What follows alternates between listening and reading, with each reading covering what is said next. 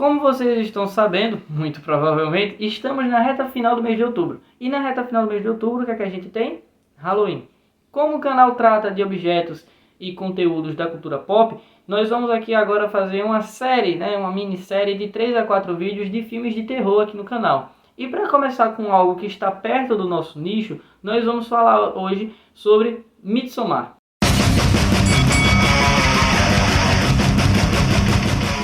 Cheguei mais uma vez e dessa vez para falar sobre Midsommar. Midsommar, que é um filme aí de 2019, vai ser a primeira vez que a gente vai falar sobre um filme de terror aqui no canal. E, pois bem, por que eu escolhi Midsommar para trazer primeiro aqui no canal? Porque ele é um filme de terror que não foge tanto do nicho aqui do canal, já que, como vocês podem ver em basicamente todos os vídeos aqui do canal, a gente pega um filme, ou um quadrinho, ou um livro, ou uma série, enfim, e pega geralmente uma crítica social, mas essa crítica social ela não está sempre fixa ali no campo da história, da sociologia, ela também pode ser no campo da filosofia, como foi no vídeo do Arena, por exemplo, no vídeo do Rei Leão, por exemplo, como pode ser também no campo da psicologia, no campo da pré-história, como foi no nosso último vídeo sobre Irmão Urso e afins. Pois bem, dessa vez a gente vai falar um pouco sobre antropologia no geral, Como vocês puderam ver no tema, o tema de hoje é moralidade. Ética, moralidade, religiosidade, é tudo que a gente vai trabalhar aqui e são coisas que estão muito próximas aí do nicho do nosso canal. Pois bem, para dar um resumo bem básico, que eu não gosto de me apegar a essas coisas aqui no canal, Midsommar é um filme que gira em torno ali de alguns alunos que aparentemente estão ali na universidade, em alguma reta final em que eles precisam desenvolver alguma pesquisa e eles vão ali para aparentemente o norte da Suécia, um lugar bem afastado da Suécia. E ali, resumidamente, eles visitam uma civilização, uma cultura ali muito diferente de tudo, porque não tem contato com o restante das civilizações humanas ali do nosso planetinha, Agora, para falar um pouco somente sobre o filme, Midsommar ele é um terror mais baseado no terror psicológico, Ele brinca mais com as questões dos enquadramentos, da direção e tudo mais, não é aquele screen jump, que inclusive vai ter um vídeo aqui para dar uma opinião minha só sobre essa questão do screen jump. Eu acredito, vou pincelar aqui um pouco a minha opinião, eu acredito que os filmes de terror ficaram perdidos nesse screen jump e é uma herança que tem aí nos últimos filmes,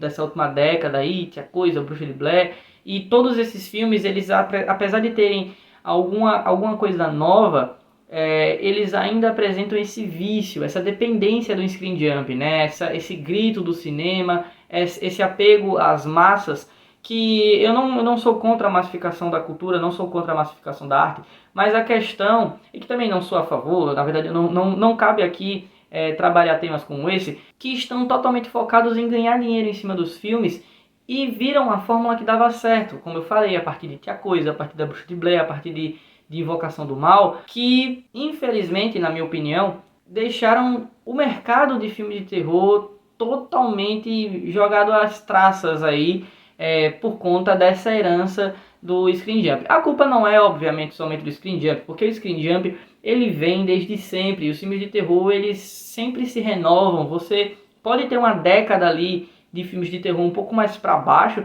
mas ela sempre se renova. Você vai ter aqueles filmes bem no início do cinema, nos 40, 50, que eram bem famosos. Você vai ter aquela revolução dos anos 70 que teve nos filmes de terror, muito por conta do Massacre da Serra Elétrica. Você vai ter o que para mim é o meu gênero provavelmente preferido dentro do terror, que é aquele terror com ficção científica. Inclusive eu vou falar sobre alguns filmes deles aqui. A gente podia falar sobre O Enigma do Outro Mundo, a gente podia falar sobre A Mosca, podia falar sobre Videodrome, enfim, sobre muitos filmes dos anos 80 que mistura ficção científica e terror numa dosagem bem legal. O que acontece com esses filmes aí? Como, por exemplo, Sinais, Não Olhe, que são filmes parecidos se você analisar pelo ponto de vista... Acho que nem precisa de tanto filtro para achar Não Olhe e Sinais parecido. É um filme que é parecido. Midsommar, por exemplo.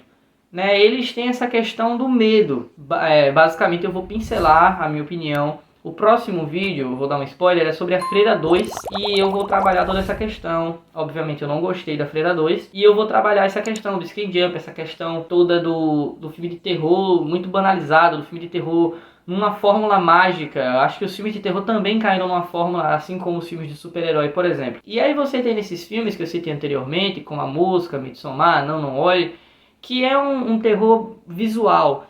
É um terror que ele tá ali apegado à imagem que você vai ter, né? A questão do medo de fato. Um exemplo que eu gosto de usar muito é aquele exemplo do lobisomem. É um exemplo que eu tirei da minha cabeça há um tempo atrás e eu uso repetidas vezes. Uma criança que sente medo de lobisomem, ela não vai sentir medo de tomar um susto de um lobisomem. Ela sente medo do lobisomem, da imagem, da atmosfera criada em volta do lobisomem.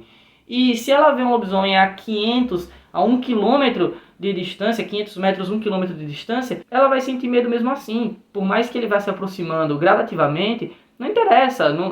Tanto faz se ele aparecer do nada ou como se ele vier ali caminhando na direção dela. E um filme que trabalha isso muito bem é o filme da Mosca, por exemplo. Que não é, hoje em dia, aquele filme que vai deixar você sem dormir, se você tem uma cabeça ali pelo menos na média do medroso. Pelo menos eu não fiquei e eu não me considero uma pessoa tão corajosa assim. E enfim, eu acho que já deu mais ou menos para entender e eu vou trabalhar isso mais no próximo vídeo. Já nesses filmes mais recentes, quando você pega a Freira, por exemplo, você não tem esse culto negativo, um culto negativo, vamos dizer assim, em cima dessas figuras que estão presentes nos filmes, né? Você tem personagens muito mal trabalhados. Um filme que faz muito sucesso e que me agrada são os filmes de Invocação do Mal, que envolvem a Annabelle. Por quê? Porque conseguiram fazer isso. Conseguiram tornar a imagem dela unicamente aterrorizante. Ela não depende do entorno. Só a imagem, só aquela atmosfera que o filme traz, né, a casa, a própria boneca em si e tudo mais,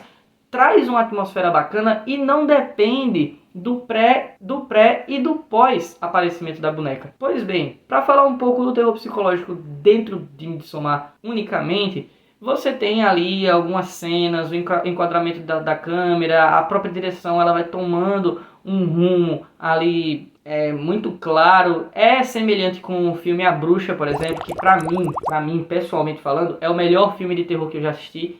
É o meu filme de terror preferido. Muitas pessoas podem não gostar, é uma opinião impopular, eu sei, mas é o filme de terror mais bala que eu já vi na minha vida. Ele traz uma questão muito interessante. Não vai dar para trabalhar todas as questões de Midsommar aqui, mas ela traz uma questão muito interessante, que é uma forma de deixar você desconfortável, uma forma de deixar você sem entender o que está acontecendo ali. Uma das estratégias de fazer com que você odeie um vilão é desumanizá-lo, desumanizar o vilão.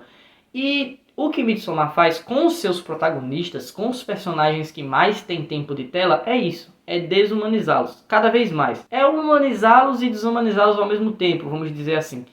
Que você tem ali um núcleo específico, né, de personagens, você tem os amigos do namorado, você tem a protagonista e tem o namorado da protagonista, e eles vão cada vez mais se distanciando, e você fica confuso, você não confia em ninguém, você não entende nada que está acontecendo ali, né, você não entende nada que está acontecendo ali. Eu acho que os personagens, eles vão, quando eles chegam ali, naquela região da vila, daquela sociedade ali na Suécia, eles vão se desumanizando cada vez mais. Eles ficam pensando o que é que está acontecendo aqui, o que é que está acontecendo aqui, e quando pensa que não, eles estão brigando feito animais e se separando daquelas pessoas que eles tinham laço e daquelas pessoas que eles podiam confiar anteriormente. O filme ele é bem atrativo, principalmente para aquela pessoa que está estudando ou já estudou alguma coisa que seja no campo da antropologia ou alguma coisa nas ciências humanas, mesmo porque chama atenção, eles estão ali, em certos momentos até parece um documentário, em certos momentos eles, nas perguntas que eles fazem, nos questionamentos que eles têm sobre eles mesmos,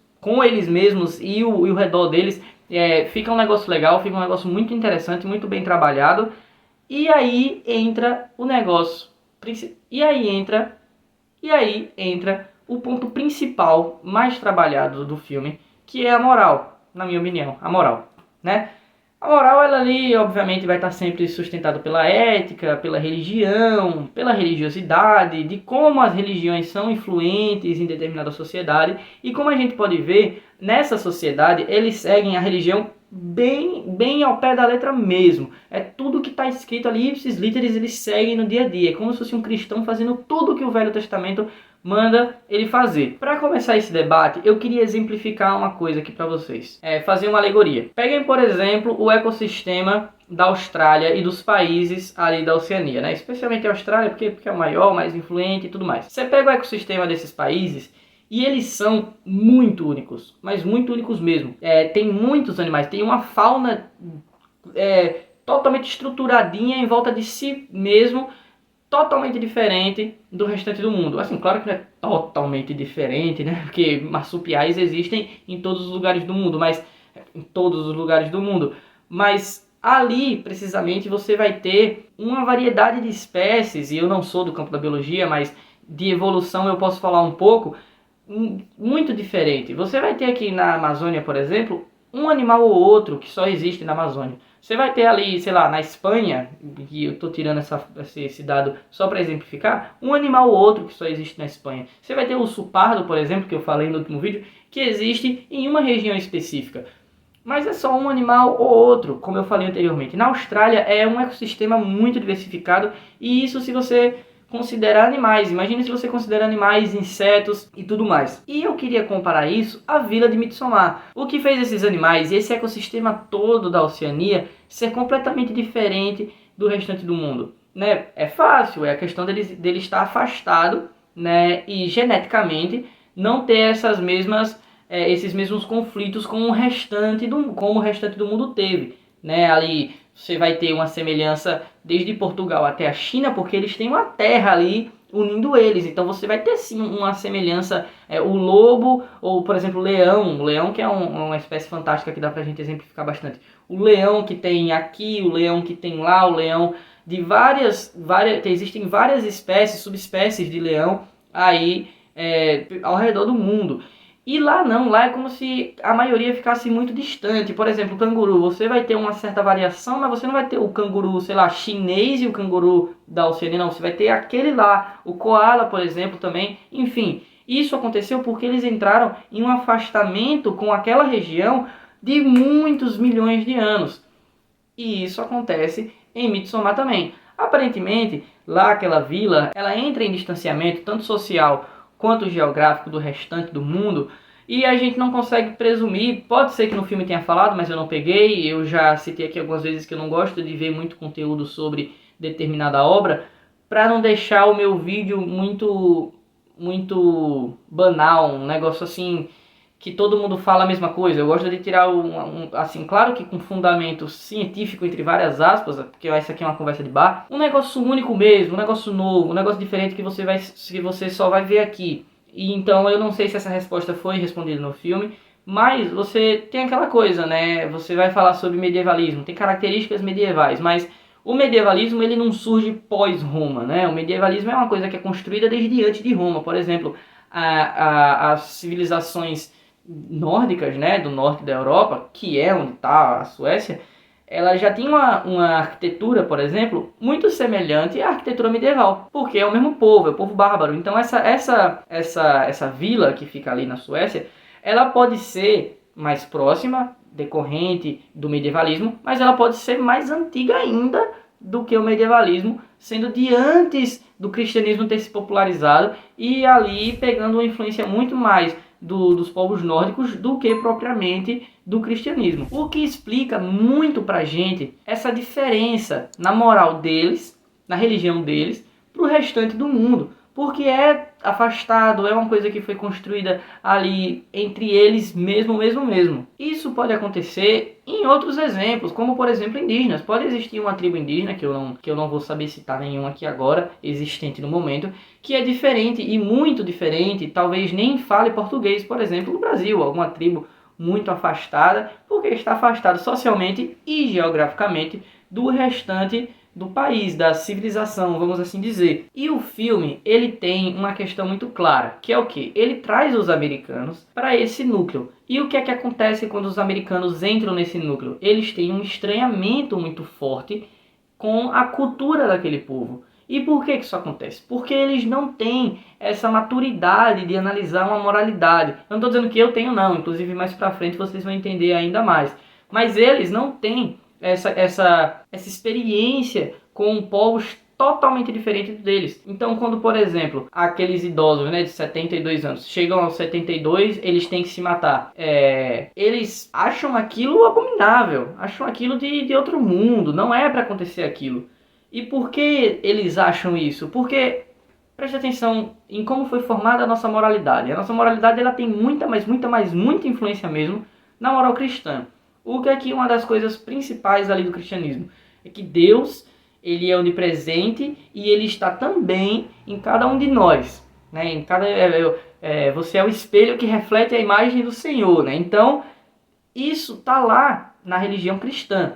Ou seja, nós acreditamos que todo mundo, que cada um, nós que somos influenciados pelos cristãos, pela religião cristã, judaico-cristã, pelas religiões judaico-cristãs. Nós acreditamos que todo mundo tem o seu valor como indivíduo e todo mundo tem o direito primordial da vida e tudo mais. Eu não estou dizendo também que isso aqui só aconteceu por causa do cristianismo, porque você tem ali, por exemplo, Aristóteles que vai falar um pouco sobre isso também, e os gregos e tudo mais. Existia assim um valor único e outra coisa também que é o senso de coletividade. O senso de coletividade que o cristianismo pregou pra gente. Não, porque você tem que ajudar os pobres, a gente tem que amar o próximo como a si mesmo e tudo mais. E nessa vila da Suécia não existe nenhum pingo de individualidade ali. Porque, por exemplo, eu gosto muito de usar o exemplo daquela ruiva, né? A ruiva ela foi predestinada ali, de acordo com a religião deles, de acordo com o sacerdote deles, a ficar com o nosso protagonista, um dos nossos protagonistas. Não existe individualidade ali, não existe individualidade. Ela foi predestinada e ela vai porque vai. Porque é a religião dela e assim é o costume dela e não tem essa. O que é algo muito interessante quando olha com a nossa ótica, né? Quando se é olhado com a nossa ótica. Por quê? Porque aqui a gente tem essa questão que nós temos que escolher, que determinar o nosso parceiro, né? Vamos pegar o contexto atual, né, 2023. Como é formado um casal? As pessoas elas se conhecem mais e se casam, porque acham que o conhecimento que tiveram uma da outra foi o necessário para estabelecer essa conexão, esse vínculo, né? Isso sendo uma ou mais pessoas. Assim, do meu ponto de vista, eu acredito que pode ser com uma ou mais pessoas ali que você pode se casar e com qualquer gênero também. Mas eu sei que não é a maioria e eu sei que também não é algo que aquilo que fundamentou a nossa moral gostaria que fosse, mas nós evoluímos e mudamos com o passar do tempo e a evolução fez com que coisas assim se normalizassem e eu, que vivo obviamente no contexto atual, particularmente acho que tenho uma mente aberta para aceitar coisas desse tipo, mas não é o debate que aqui vou trabalhar com vocês. Partindo desse senso de coletividade, é muito bom que a gente saliente aqui que também não é algo que é propriamente cristão. Você vai ter ali, por exemplo, quando Aristóteles vai falar sobre justiça, ele fala isso também em Ética Nicômaco, por exemplo, um aqui que eu lembrei por alto, ele vai falar dessa questão da justiça como uma virtude que pode ser usada para o bem social. Ou seja, ele pensa em uma progressão como Estado, ou seja, todo mundo se unindo para a nossa sociedade crescer e a nossa sociedade indo bem, nossa vida vai ser melhor. Então, tipo, é egoísta e não é. Então, tipo, para mim ser coletivo eu tenho que ser egoísta, ou para mim ser egoísta eu tenho que ser coletivo. É mais ou menos assim, é uma pincelada bem rápida no pensamento dele, só para deixar claro que coletividade também não é algo somente judaico-cristão, mas tem muita coisa que veio primeiramente, vamos dizer assim, no pensamento judaico-cristão, porque eu não quero que caiam nessa falácia e cheguem aqui e digam, não, mas Buda já falou isso antes, não, mas eu sei de tudo isso, eu sei que concepções, conceitos foram criados antes do cristianismo, mas também foram ou fundamentados ou renovados, como por exemplo a carne, né, que tem um valor totalmente diferente pós-nascimento de Jesus, pós-obra de Jesus aqui na Terra. Outra mudança também que a gente vai ter com o surgimento do cristianismo, com a popularização do cristianismo e com a obra de Jesus Cristo, é a questão do amor. Porque antes se valorizava muito a questão da razão, né? A questão da razão. Por exemplo, o budismo com o materialismo. Aristóteles e Platão, né? Platão mais com o mundo das ideias, mas Aristóteles não abandona essa concepção de razão, porque é o sábio. Você vai ver na metafísica de Aristóteles, o sábio é o cara sábio nesse mesmo sentido de que você pode estar pensando aí. O conceito de sábio foi totalmente fundamentado ali, a partir de Aristóteles. E é o cara racional.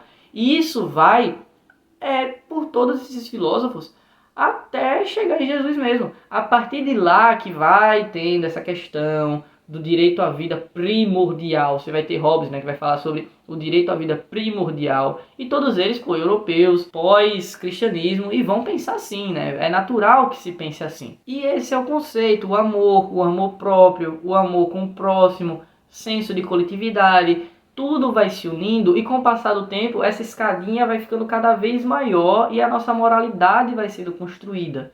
Tá aí o porquê, mais uma vez, de uma sociedade ser tão diferente da outra, moralmente falando. Isso pode acontecer muito por conta de que as pessoas desse vilarejo da Suécia nunca leram Aristóteles, nunca leram Jesus, nunca leram Marx, nunca leram pessoas desse tipo. Se leram, não causou nenhum impacto para eles, porque a raiz de tudo já embanana completamente o futuro. Você pega as bases da pirâmide, por exemplo, das pirâmides. Essa pirâmide aqui, né, agora eu estou amando fazer esses exemplos aqui bem visuais. Essa pirâmide aqui ela tem uma base mais liberal, mais coletiva, mais universal. E assim, comparada com essa religião da Suécia, pô, o cristianismo é um pouco liberal, dá pra dizer. Não é nada liberal comparado ao mundo de hoje, mas comparado a essa religião desse vilarejo da Suécia, é bem liberal.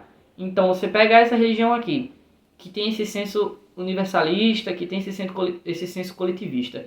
Você pega essa base e você consegue, a partir dessa base, mudar algumas coisas que vão vir posteriormente. Agora, se a base dessa pirâmide ela é forte, ela é muito assim, assídua, e faz com um medo muito maior do que o medo que o cristianismo tem, fazer com que nada pode ser diferente dessa base.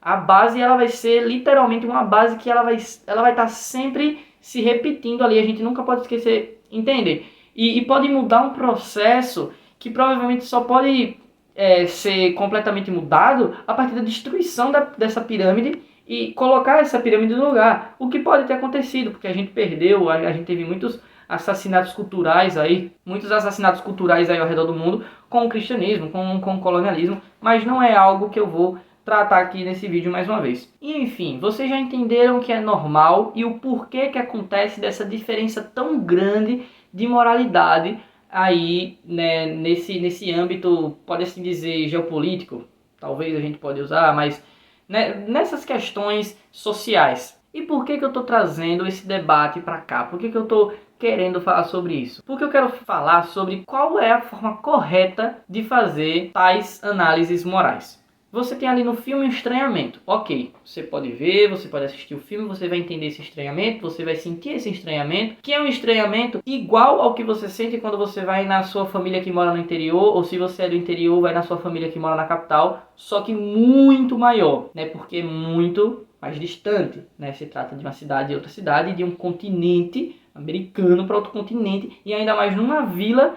excêntrica que está fora e afastado de tudo, né? Então, assim, é muito maior, vai ser muito maior. Vocês entenderam que isso é normal e entenderam mais ou menos o porquê que isso acontece. Onde usar e como usar a amoralidade, né? Para trabalhar a moralidade é mais fácil falar amoralidade, né? Que é a ausência de moral. Tentar pensar, fazer um exercício que seja distinto, né? E que seja, assim, deficiente de moralidade, que você tente fazer o máximo para ser uma folha em branco, analisando os fatos de acordo com o contexto da época. Eu trouxe aqui 2 exemplos mais precisos de quando usar. Bem, hoje eu vi, obviamente a gente não tem como fugir do assunto Palestina e Israel, e quando eu estou gravando esse vídeo, esse assunto ainda está bem pegado, ainda está bem puxado e tá bem na mídia. E hoje, quando eu estava navegando na minha rede social, e me sigam aí no Instagram, por favor, eu me deparei com um texto do Hugo Pontes que eu vi em alguma página aí, e era mais ou menos assim. Eu peguei um trecho só do que ele falou pra gente tomar como norte esse primeiro exemplo. Me revolta a mídia que justifica o genocídio árabe-palestino como, abre aspas, remédio amargo, fecha aspas, contra doenças piores, contra um, abre aspas mais uma vez, inimigo maior, fecha aspas. E quando ele fala contra doenças piores, inimigo maior, ele tá falando sobre o terrorismo, sobre os terroristas, né? essa imagem que foi construída ao redor desse inimigo público de todo mundo, que todo mundo tem medo, todo mundo tem que ter medo, que eles vão a qualquer momento vão parar na padaria do seu vizinho e vão se explodir e tudo mais. Isso é uma construção que foi construída totalmente moral, a partir da moralidade ocidental. E assim, eu não estou normalizando o terrorismo não, tá? Mas é você pegar e destruir completamente uma cultura e sua forma de luta. Porque veja, eu não quero entrar aqui num debate super focado na questão de Palestina versus Israel. Eu não quero entrar. Mas tal qual algumas pessoas justificam o uso de armas. O uso de armas, né? O conservador fala, cada um tem que ter sua arma para se defender porque o banditismo tá demais. A segurança pública não resolve. A gente tem que ter, nós mesmos temos que fazer nossa segurança. Isso não seria, de algum modo, um ato semelhante? Assim, analisando amoralmente, você não acha? E toda aquela cultura deles de terem mais de uma mulher, os homens lá poderem ter um casamento poligâmico, nós não. É uma análise completamente moral, que não deve ser feita. É um povo totalmente diferente do nosso. A 2 continentes de distância, porque você pega ali, ó, Brasil, aí você tem um oceano gigantesco que cabia um continente tranquilo, África, e depois você vai ter a Península Arábica. Ali para você começar a ter alguma semelhança. Então assim, é algo que é construído totalmente moral, a partir de um conceito totalmente moral, que eu acho que não cabe aqui. E como eu dei um exemplo, nós temos coisas absurdas que são trabalhadas aqui, como por exemplo essa questão de muita gente defender o porte de arma, que é uma forma de genocídio. Da mesma forma, se todo mundo que tiver uma arma tiver a possibilidade, e digamos que, sei lá, o índice de mortes aumente, que é uma coisa que vai aumentar naturalmente, ou que pode aumentar, enfim, pessoas que não são treinadas profundamente terem uma arma, eu não confio em todos os policiais, eu não confio. Tem muito policial que pode fazer mau uso da arma. E eu acho que todo mundo concorda com isso. Imagina civil, policial que fez, sei lá, curso de segurança pública, que fez processo de análises psicológicas para ver se ele pode mesmo ter esse porte de arma. Eu não confio em todos. E todo mundo, é indiscutível que nem todos são confiáveis. É indiscutível. Imaginem civis que não vão ter o mesmo acompanhamento. Enfim, óbvio que eu sou contra o porte de arma. É algo assim, facilmente refutável. E é uma forma de genocídio tal qual a deles. Que foi uma análise construída completamente a partir de uma moralidade ocidental e uma moralidade que, além de hipócrita, ainda é vazia. Ainda assim, eu não estou dizendo que a moralidade ocidental, mas a crítica à moralidade desses países que tem como principal espinha dorsal o islamismo, é uma crítica totalmente vazia. A gente não consegue olhar para os nossos defeitos, para as questões que a gente tem aqui. Quem foi que causou as guerras? A maioria das guerras foi os Estados Unidos, que é o berço da civilização ocidental hoje em dia. Então, veja, é uma concepção que a mídia constrói completamente fundamentada na moralidade e que caberia sim um pouco de amoralidade na hora de fazer essa análise. Outro exemplo que eu vou pegar aqui, e eu já sei o que vocês vão dizer, as pessoas de direita que tem muito... Eu acho incrível como tem muito mais gente de direita que assiste meu canal do que gente de esquerda. O YouTube não entendeu ainda qual que é a minha jogada. Mas assim, eu vou pegar o Stalin, por exemplo. O Stalin, em determinado momento, ele escolheu a coletivização do campo porque se ele não acelerasse o crescimento econômico, ia vir uma potência ocidental e ia destruir a União Soviética. E foi o que aconteceu. Com o crescimento econômico, foi possível com que a União Soviética resistisse o ataque da Alemanha, ali na Segunda Guerra, e contra-atacasse, sendo o primeiro país a entrar em Berlim, a derrubar de fato ali a Alemanha do Adolfinho, né? Falo Adolfinho não por respeito, e sim pelas normas do YouTube, né? E assim, você vai dizer, Jonatas, mas é fácil também, acho que a maioria nem sabe que meu nome é Jonatas. Mas enfim, Jonatas, você só tá pegando esses exemplos porque são coisas que convém. Quando convém você usar a moralidade. Quando não convém você não usa. Assim, eu acho que vai ser do seu ponto de vista. Eu acho que são argumentos válidos pra caramba você fazer essa análise. Como que você vai querer colocar o princípio de uma pessoa que nasceu na Geórgia em comparação com você, gafanhoto, que nasceu em São Paulo? sabe? Não dá pra fazer essa junção, você não consegue. Foi uma escolha que em algumas fontes mataram poucas pessoas na coletivização dos campos. Ele podia salvar muito mais pessoas na Ucrânia e, de fato, o gelo veio, o frio veio e morreram algumas pessoas. O Holodomor não existe, mas morreram algumas pessoas. E ele podia ter feito um esforço maior, poderia de fato ter salvo. Mas ele preferiu o país ao invés de algumas pessoas. É algo discutido. A vida de 100 vacas, a vida de humano. A vida de... Enfim, são coisas discutíveis, completamente discutíveis, que você não pode chegar lá e bater o martelo e dizer Stalin é um monstro por conta disso, sabe? E eu não quero entrar em outras discussões além desse âmbito. Um exemplo agora que não cabe usar a amoralidade é quando se analisa determinados pontos da história, como por exemplo o nazismo. Aí você vai dizer, Stalin você tem que usar a moralidade e o nazismo você não pode usar a moralidade. Eu acho meio óbvio que dizer que Stalin não é um monstro como Hitler foi. Pra mim Stalin nem monstro foi.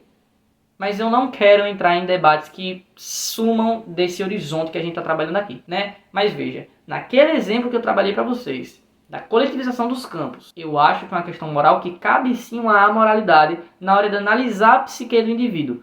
Quando se trata de nazismo, eu acho que não cabe. Eu acho que não cabe. Assim, a gente tem que fazer... você quer ver história, é uma frase que um amigo meu uma vez me disse, e eu levo, a partir do momento que ele falou, eu levo para minha vida. Se você quer ver história da maneira crua, você vai ler jornal da época. Aí você vai ter as notícias do que você quer.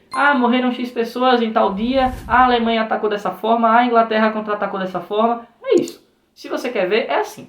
Quando você quer ver um conteúdo historiográfico feito por um historiador, ou um sociólogo, ou um psicólogo, ou um geógrafo, você vai ter que ouvir opinião e você vai ter que ouvir uma análise baseada numa moralidade. Sempre. A gente não vai conseguir apagar a moral do nosso cérebro para analisar o Stalin, para analisar a Palestina, mas a gente consegue ter uma análise mais ou menos amoral. Mas não é algo que precisa ser utilizado quando o assunto é nazismo, por exemplo. Não dá. Você chega aí e fala, mas naquela época, mas... Não. Era Ocidente? Era Ocidente, cara. Era Ocidente. Era o que a gente vive hoje. Não tem nem 100 anos ainda. Era algo que não estava isolado do mundo, que não estava a 3 continentes, por exemplo, da Inglaterra. Eu sei que a Inglaterra não é um bom exemplo para nada, porque a Inglaterra eles faziam as mesmas coisas com a África. Mas o que eu digo já existiam pessoas naquele lugar, Marx, por exemplo, e baba-ovo de Marx. Nesse caso já existia nesse local pessoas, e muitas, que eram contra esses regimes. Muitas pessoas. A própria social-democracia alemã não era esse bicho todo, não era um monstro. Muito pelo contrário. Se tornou uma resistência. Apesar de muitas coisas, como por exemplo, apesar de muitas atrocidades, como por exemplo Rosa Luxemburgo. Mas você, por exemplo, agora algo que é uma autocrítica que eu vou fazer aqui ao Stalin. O Lenin, quando participou da Revolução Russa, deixou com que o casamento homossexual homoafetivo rolasse. Ele legalizou, né? O Stalin foi lá e proibiu, posteriormente. Cabe uma análise amoral nesse tema. Cabe uma análise amoral. Você chegar e falar, não, mas a medicina, ela colocava que já existia movimento, já existia, assim, já estava muito maduro o conceito de casamento homoafetivo. Então, cabia a moralidade analisar questões como essa, tá ligado? Nesse exato momento, nesse exemplo, vocês falam, babau do Estado, beleza. Olha aí, tô apontando um erro claro dele. Um erro que pra mim, foi um erro claro dele. Um erro claro do Stalin em toda a sua vida.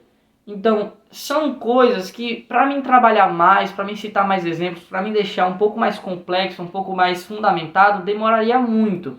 Mas eu acredito que deu para me passar, a partir de Midsommar, né, construindo como se forma, como se dá essa diferença de moralidade, e depois pegar alguns exemplos da vida real e de falar, será? Porque eu vi muita gente falar, não, mas a gente tem que trabalhar o nazismo com a moralidade. Eu não acho, e parece ser bobagem, mas tem gente que fala que sim, que tem que ser trabalhado com a moralidade, e eu discordo completamente.